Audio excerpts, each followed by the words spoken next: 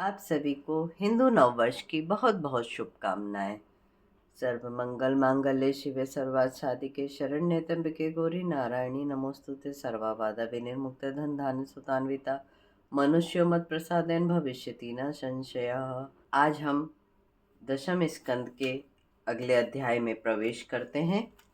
Channel पे यदि आप पहली बार आए हैं तो चैनल को सब्सक्राइब जरूर कर लीजिए और वीडियो को ज़्यादा से ज़्यादा शेयर कीजिए। आप सबके सहयोग के लिए बहुत बहुत धन्यवाद। जय श्री राधे। दशम स्कंद के 15वें अध्याय में धेनुकासुर का वध करना। बलदाऊ ने वध कियो धेनुकासुर को जाए, ग्वाल बाल प्रमुदित भये मधुर मधुर फल खाए।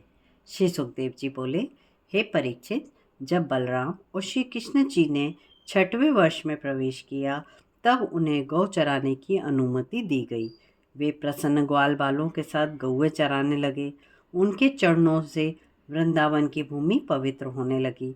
एक दिन की बात है जब भगवान श्री कृष्ण चंद्र और बलराम ने उस वृंदावन में प्रवेश किया जिसमें बड़े बड़े सुंदर और मीठे फलों से लदे हुए वृक्ष थे। गौओं के चरने के लिए हरी हरी घास थी। ब्रज वन की लताएं बेलें पुष्पों से लद रही थीं। भंवरे मधुर ध्वनि से उनके गुणगान कर रहे थे। आगे आगे बलराम और कृष्ण, पीछे पीछे उनके ग्वाल बाल गायों को लेकर अनेक प्रकार की बाल सुलभ क्रीड़ाएं करते हुए वन में घूमने लगे। वहाँ शीतल मंद सुगंध समीर बह रहा था। स्वच्छ और निर्मल जल के सरोवर बह रहे थे। उनमें कमल दल खिल रहे थे। उस मनोहर वन को देखकर पूर्ण कामना रहित भगवान के मन में भी क्रीड़ा करने की कामना उत्पन्न हुई। उन्होंने मन को स्वीकार करके वन विहार की सोची। भगवान श्री कृष्ण बोले, हे भ्राता जी, आपके चरणों में यूं तो इंद्रादि बड़े बड़े सभी देवता सिर झुकाते हैं, किंतु ये वन के वृक्ष भी फलों से लदकर आपके चरणों में अपना सर झुकाकर फल पुष्प अर्पण कर रहे हैं। ये भी बड़े बड़े तपस्वी और योगी जन हैं। इन्होंने अनेक जन्म जन्मांतर की तपस्या के फलस्वरूप वृंदावन धाम में वृक्ष योनि प्राप्त की है, जिससे ये आपको फल स्वरूप अपनी भेंट देकर आपकी सेवा कर सकें। हे भ्राता जी, आप अपने दिव्य रूप को छिपाकर ग्वाल बालों के साथ गोपाल लीला करते हैं, किंतु फिर भी ये योगी जन तथा तपस्वी अपने आराध्य देव को पहचान कर भौरों के साथ आपके गुणगान कर रहे हैं। और तो और ये भी देखिए, मोर भी आपके आगे वन में आया हुआ जानकर स्वागत के लिए नृत्य कर रहा है, मीठे स्वरों से बोल रहा है, आपके दर्शनों को आ रहा है। ये हिरण हिरनियाँ गोपियों की भांति आपके स्वागत के लिए वन में फिर लालायित हो रही हैं। ये अपनी प्रेम भरी चितवन से आपकी ओर निहार रही हैं। ये वनवासी पशु पक्षी मृग मोर कोयल आदि कितने धन्य हैं और पुण्यवान हैं, जो अतिथि सत्कार से ओतप्रोत होकर आपका स्वागत कर रहे हैं, भेंट की सामग्रियों से आपकी पूजा कर रहे हैं। हे ब्रजराज, और उस पर उगी हुई घास आपके चरणों को स्पर्श करके पवित्र हो रही है। ये लता बेलें झाड़ियाँ आपके कोमल करों का स्पर्श पाकर अपने को सौभाग्यशाली मान रही हैं। ब्रज की नदी पर्वत पशु पक्षी, ब्रज की गोपियाँ गोप ग्वाल सभी बड़े तपस्वी और आपके ये भक्तजन हैं, जिन्होंने आपकी प्राप्ति के लिए पूर्व जन्मों में बड़ी घोर तपस्याएं की हैं। आपने अपने स्पर्श से उन्हें कृत कृत कर दिया। जिस अंग स्पर्श के लिए स्वयं लक्ष्मी जी तरसती हैं, उन अंग स्पर्श को ब्रज गोपियाँ आपको गोद में उठा उठाकर अपनी छाती से लगाकर लाड़ कराती हैं। श्री सुखदेव जी बोले, हे परीक्षित, वृंदावन धाम की शोभा देखकर श्री कृष्णचंद्र अति प्रसन्न हुए। वे अपने सखाओं के साथ गोवर्धन की तलेटी यमुना तट पर गौओं को चराते हुए आनंद मग्न होकर वन विहार करने लगे। ग्वाल बाल अलग ही श्री कृष्ण के प्रेमानंद में मगन थे।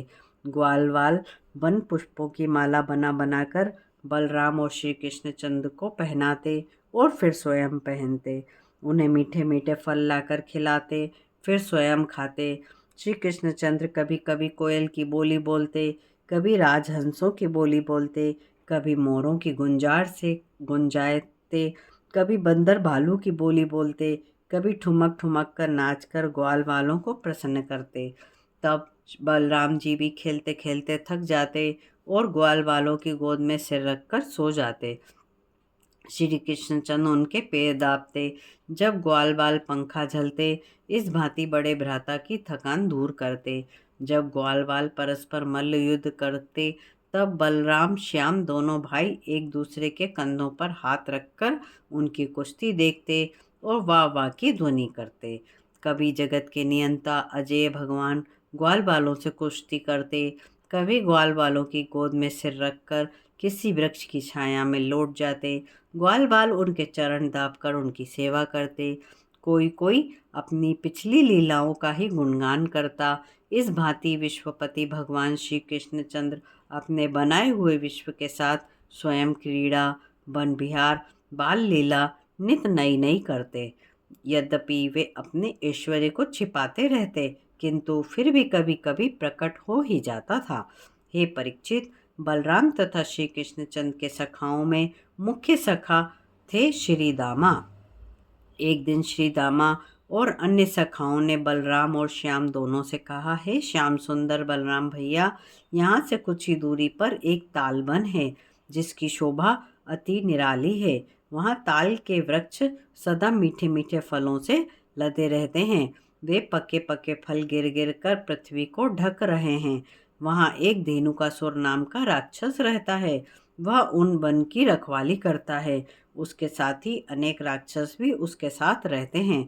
उन राक्षसों के भय से कोई भी मनुष्य उस वन में नहीं जाता, ना ही फलों को भोग कर पाता है। उन वन में फल इतने मीठे और सुगंधित हैं कि ऐसे फल हमने कभी नहीं खाए। हे घनश्याम भैया, हमारा मन उन फलों के लिए ललचा रहा है।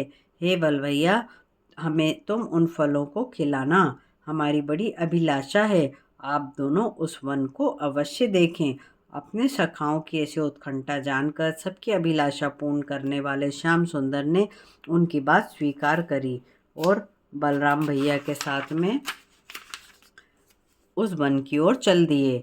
उस वन में पहुंचकर बलराम जी ने ताल के वृक्षों को अपनी बलवान भुजाओं से इस भांति हिलाया और जिस भांति कोई हाथ से बच्चा वृक्षों को हिलाता है, उस वृक्ष से फल गिल गिल कर नीचे गिरने लगे। ग्वाल बाल मीठे मीठे फल खाने लगे। जब फलों की लदलदाहट उस गधे के रूप वाले दैत्य ने सुनी, तो वो शीघ्र दौड़कर आया और आते ही अपनी दुलत्ती बलराम जी की छाती पे लगाई। फिर वह देते रेखता हुआ पीछे हट गया और दौड़कर दोबारा दुलत्ती मारने को उद्यत हुआ। जैसे ही उसने अपने पिछले पैर की दुलत्ती मारने को उठाई, वैसे ही बलराम जी ने अपने एक ही हाथ से उसके दोनों पैर पकड़कर उसे आकाश में घुमाया और घुमाकर ताल के एक वृक्ष से दे मारा। वृक्ष से मारते ही उस दैत्य के प्राण पखेरु उड़ गए। उसकी चोट से वह ताल वृक्ष तड़तड़ाकर टूट गया। उसके गिरने से उसके निकट के अनेक वृक्ष भी गिर गए। जब उस दैत्य के साथियों ने वृक्षों की तड़तड़ाहट सुनी, तो दौड़कर श्याम और बलराम पर टूट पड़े, किंतु श्री कृष्णचंद्र और बलराम ने उन सभी को उसी भांति पछाड़ पछाड़ कर मार डाला, जिस भांति धेनुकासुर को मारा। वह पृथ्वी उन दैत्यों के शव से और गिरे हुए वृक्ष और उसके फलों से पट गई। उन दैत्यों के शव और गिरे हुए वृक्षों से फलों से भर गई। धेनु का सिर और उसके साथी दैत्यों के मर जाने से वह वन निर्भय हो गया। मनुष्य, पशु, पक्षी सभी निर्भयता से उसका उपयोग करने लगे। उस धेनुकासुर दैत्य को मारकर बलराम और श्याम दोनों ग्वाल वालों को साथ लेकर ब्रज में आए। ग्वाल वाल झोरी भरकर मीठे मीठे फल पुष्प साथ लाए और ब्रज में बांटे। सबने अपने अपने झुंडों की गायों को एकत्रित करके अपने अपने सींग, बांसुरी और बजाए। भगवान श्री कृष्णचंद्र के सिर पर मोर मुकुट शोभायमान है। उनके मुख पर पसीने की बूंदें शोभा पा रही थीं।